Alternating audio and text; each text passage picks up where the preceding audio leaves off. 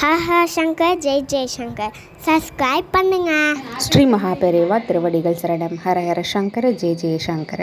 நம்மளுடைய வாழ்க்கையில் நமக்கு எல்லா விதமான சகல சௌபாகியங்களும் கிடைக்கணும், நம்ம வாழ்க்கையில் அடுத்தடுத்த கட்டத்துக்கு முன்னேறிக்கிட்டே போகணும் அப்படின்னா நமக்கு என்னென்னலாங்க தேவை? எல்லாரையும் கேட்டால் முதல்ல சொல்லக்கூடியது பணமாக தான் இருக்கும்.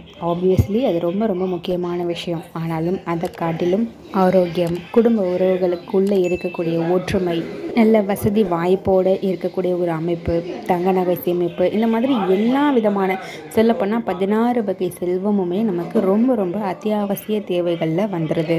இந்த 16 வகை செல்வமும் நமக்கு கிடைக்கணும் அப்படின்றதுக்காக நம்ம பல வழிபாடுகள் பண்ணிகிட்ருக்கோம், பரிகாரங்கள் பண்ணிகிட்ருக்கோம், கோவில்களுக்கு போய்கிட்ருக்கோம்.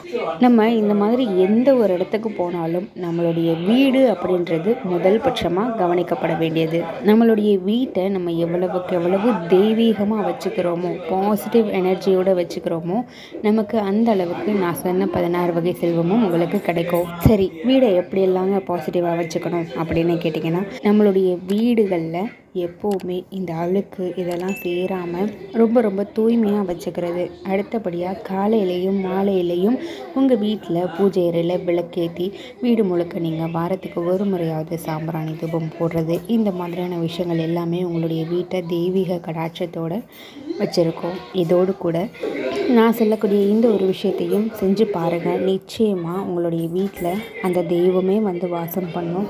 நம்மளுடைய வீடுகளில் இறை வழிபாடு பாடல்கள் எல்லாமே ஒலிக்க விடுவோம் இல்லையா?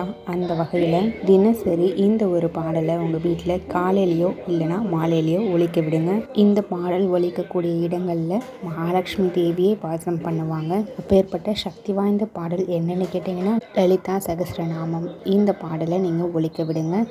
நீங்கள் இதை தினசரி விடாமல் ஒரு 48 நாள் செஞ்சு பாருங்கள். நிச்சயமாக உங்களுடைய குடும்பத்தில் ஒரு நல்ல முன்னேற்றம் கிடைக்கிறத நீங்கள் கண்கூட பார்க்கலாம். ஹர ஹர சங்கர ஜெய ஜெய சங்கர.